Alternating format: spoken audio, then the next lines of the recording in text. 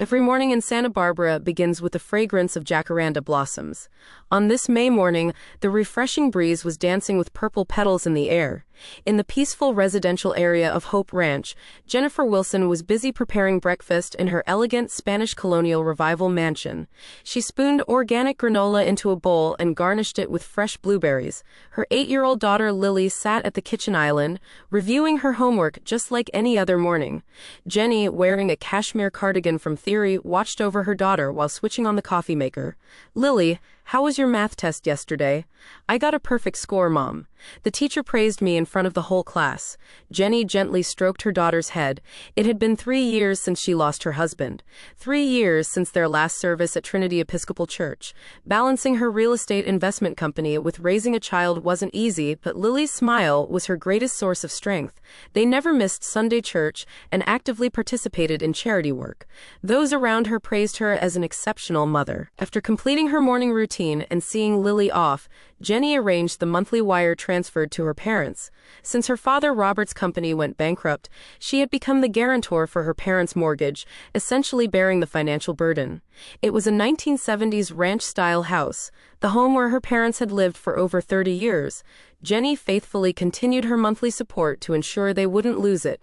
She was also paying the tuition for her niece Emily at Laguna Blanca School, a private institution. Her sister Patty's construction worker husband's salary couldn't possibly cover such expenses. Still, Patty kept making various demands for the child's future. On the surface, they appeared to be a harmonious family. Sunday dinners were filled with lively conversation around their mother's home cooking. However, Jenny had been feeling increasingly uneasy lately. Her sister Patty's Facebook was constantly updated with photos of luxury brand bags and overseas trips. It was an extravagant lifestyle that couldn't possibly be supported by her part-time nail salon income. Despite receiving help from both parents and sister, discontent always lingered in Patty's eyes. Margaret, their mother, spoiled her younger daughter Patty excessively. Dressed in expensive dresses from Chico's, she enjoyed lunches with neighborhood friends and always took her youngest side. "Because I feel sorry for her," she would say, agreeing to unreasonable demands for Emily's extracurricular activities and tuition. Ultimately, Jenny would end up covering these expenses. Their father, Robert, was obsessed with keeping up appearances. Even after his company's bankruptcy, he refused to give up his luxury car. He maintained his golf club membership and continued to speak loudly at WA meetings, trying to demonstrate his former influence. Words of gratitude to Jenny, who supported the family's finances, had become taken for granted. A new ripple was about to spread through this dysfunctional family relationship. "Jenny, why don't we all go for a family picnic at Ealing's Park this weekend? It's right before Mother's Day after all." It was a sudden invitation from her mother. Despite feeling uneasy about the words, "strengthen family bonds," Jenny agreed when she saw how excited Lily was. "Wow, can we buy a new picnic basket? I saw such a cute one at J. Crew." Jenny found herself sharing her daughter's innocent excitement. Watching Lily choose a new picnic basket and try on her favorite clothes brought a smile to her face. The following Saturday, Robert's brand new BMW glided into the Ealing's Park parking lot. Margaret in the passenger seat wore a pale blue dress from Talbot's, with makeup more carefully applied than usual. In the back seat, Emily was absorbed in her new iPad. "Lily, hurry up and get in." There was a hint of urgency in Margaret's voice. Lily carefully climbed into the back seat, clutching her new hat. Her pink sundress from J. Crew Crew Cuts was a favorite she had chosen with her mother Jenny. She flashed a bright smile at her grandmother in the front seat. "Grandma, look at this picnic basket. Mom bought it for me." Margaret glanced at her granddaughter in the mirror, forcing a smile. "Oh, how lovely," Patty followed in her own car. Ever image-conscious, she refused to give up her luxury SUV despite struggling with the mortgage on her home in a new development. The early summer sunlight gently embraced the streets of Santa Barbara. It was perfect picnic weather. However, beneath this perfect sunlight, a cruel plan was about to unfold. Upon arriving at the park, Emily immediately distanced herself from Lily. Away from the adults' eyes, she shot mean glances at her cousin. It was nothing new. Lily had learned to endure it silently. "Let's take a commemorative photo." Margaret called out, raising her smartphone with an exaggeratedly cheerful voice. Emily, stand next to Lily. Let's take a nice picture together. Emily briefly showed her displeasure before switching to an agreeable smile. In front of the camera, she could play the perfect young lady. However, her arm was digging painfully into Lily's waist. Fighting back the pain, Lily managed to smile too. Homemade sandwiches were laid out and fruit salad in mason jars was distributed. The adults engaged in trivial conversation, but there was a strange tension in the air.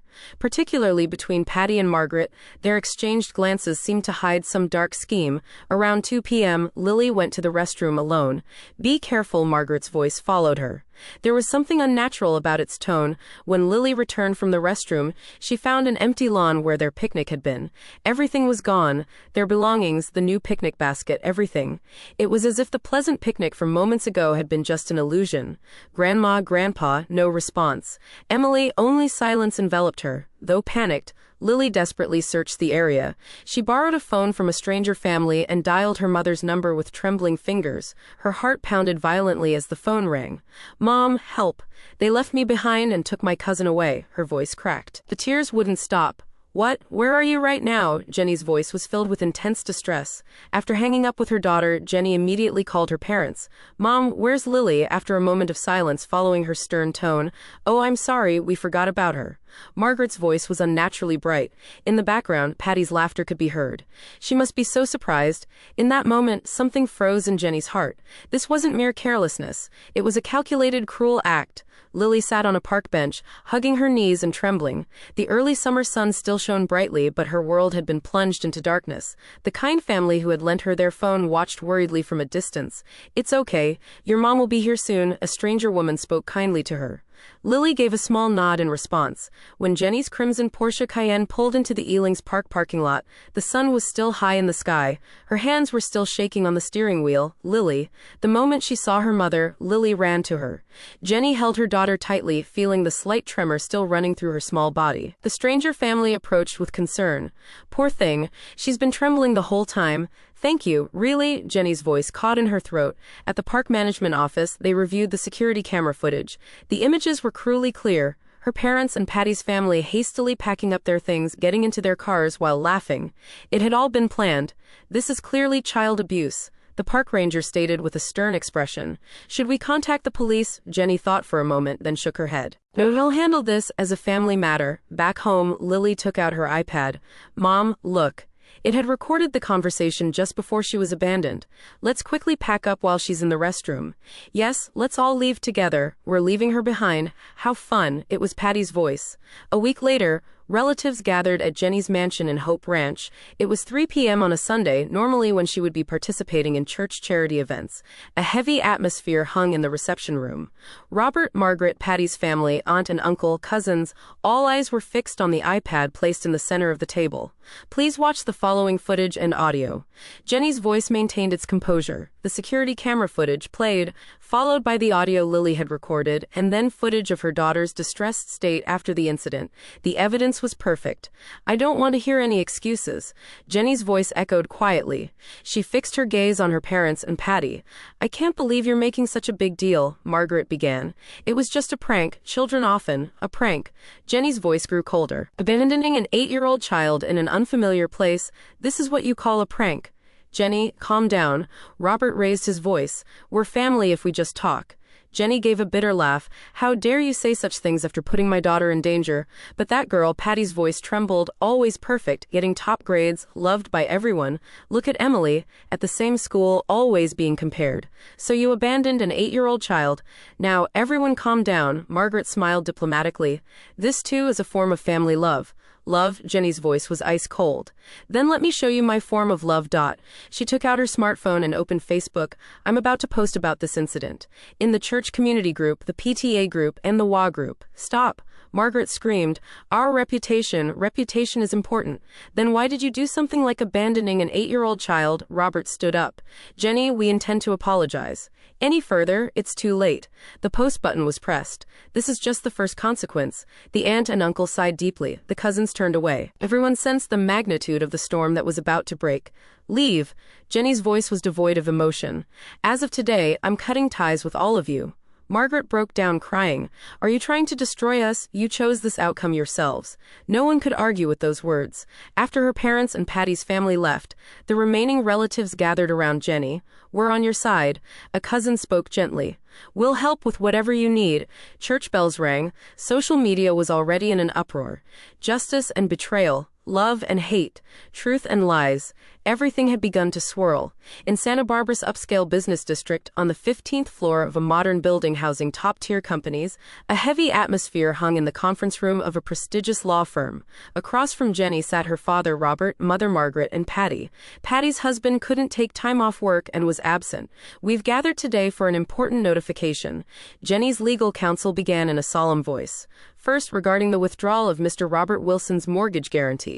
Documents were distributed. As of today, Ms. Jenny Wilson will terminate her role as guarantor. Wait, Margaret's voice cracked. Then next, regarding Emily Wilson's tuition support at Laguna Blanca School. The lawyer continued, ignoring Margaret's voice. All support will cease after this semester. How could you be so cruel? Patty shouted. Are you trying to ruin Emily's future? Jenny silently took out the final document. Additionally, all monthly living support will end as of today. Silence fell over the conference room. Robert's voice trembled. Why do you need to go this far? A cold light entered Jenny's eyes. Why did you need to go that far? Outside the window, jacaranda flowers swayed in the wind. The purple blossoms fell silently as if watching over the family's collapse. Would you tell me the truth? Jenny's voice was quiet but filled with determination. Why such a cruel act? Patty suddenly broke down crying.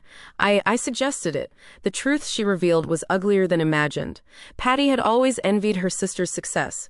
Jenny, successful in real estate investment, living in a luxury home, acting as the perfect mother. Meanwhile, she had a part-time job, a low-income husband, and a mortgage in a new development. The gap seemed to grow wider day by day. What she couldn't stand most was Lily's existence. That girl always getting perfect scores. Patty's voice twisted. 10 or 20 points higher than Emily, teachers always praising her. Their parents' complicity came from foolish reasons. Margaret's excessive love for her youngest daughter Patty led her to accept these twisted demands. Robert, having lost his autonomy through economic dependence, simply went along with it. Is this how you repay me? No one could answer Jenny's question. Right after leaving the conference room, Patty's smartphone rang. It was an email from Laguna Blanca School. A notice of expulsion due to unpaid tuition. Simultaneously, she received a payment delay warning from her credit card company. That evening, disaster struck at Robert and Margaret's home as well. The loan payment. Robert muttered, holding a collection notice from the bank. What should we do? I'll ask my friends. Margaret desperately operated her phone. However, friends who had seen her social media posts were blocking her one after another. Days later, the situation worsened. Arguments with Patty's husband became constant. She couldn't counter his words because of your selfish actions. Emily, forced to transfer schools, struggled to adapt to her new environment and began avoiding school. Residents of the luxury housing development began openly avoiding Robert and Margaret. They weren't invited to WA meetings and received cold stares at church. At Trinity Episcopal Church, Margaret was seen leaving in tears after being removed from the charity committee. A month later, the final collapse arrived. Patty's husband decided on divorce, leaving with the words, I can't stay with a mother who would endanger children. Robert and Margaret, unable to pay their mortgage, faced eviction from their luxury housing development. I never thought it would come to this. From Jenny's office window, the sunset was visible. She quietly sipped her wine as Lily nestled close to her. Mom, why don't you forgive Grandma and the others? Jenny embraced her daughter. I'm sorry, but this punishment was necessary to protect you and to teach them what true love means. The setting sun painted the purple jacaranda flowers red as it sank over the city. In that light, mother and daughter held each other tightly. This wasn't an ending, but a new beginning. Their journey to discover the true meaning of family was just beginning. One Sunday, a year later, Jenny and Lily stood in Trinity Episcopal Church as morning light filtered through the stained glass windows. They had just finished their weekly counseling session and were about to attend the regular service. Dr. Thompson, thank you for another wonderful session today. Jenny smiled at the psychologist. I'm so grateful to see Lily's smile returning. Indeed, Lily's expression had become brighter than before. She had overcome her trauma, made new friends, and her grades had improved even further. The bond between mother and daughter had grown stronger through their ordeal. Mom, look. Lily pointed to new jacaranda buds sprouting. "The purple flowers will bloom again." "Yes," Jenny gently stroked her daughter's head. "We're entering a new season too." Meanwhile, the perpetrators met miserable ends. Robert and Margaret were forced to give up their mansion in Hope Ranch, saying goodbye to the home of 35 years. When they left the luxury housing development, not one of their former friends came to bid them farewell. Now they live modestly in a city apartment. Their savings depleted, the weight of retirement uncertainty bears down on them daily. Social media pretenses, luxury club memberships, all are things of the past. The complete exclusion from their community was particularly painful. "We can no longer have people like you on the charity committee." The cold words at church. "We must ask you to refrain from attending WA meetings." The cruel notification from old friends. Patty's situation was even more dire. Her divorce was finalized, and her ex-husband remarried. With restricted parental rights, she could only see Emily once a month. Life in public housing was a stark change. Her part-time salary barely covered expenses, and she could no longer rely on her parents. Emily continued to skip school, attending counseling sessions regularly. Gone were the days of luxury brands, replaced by secondhand clothes. Her social media accounts were deleted. At the family council, her uncle delivered a harsh verdict.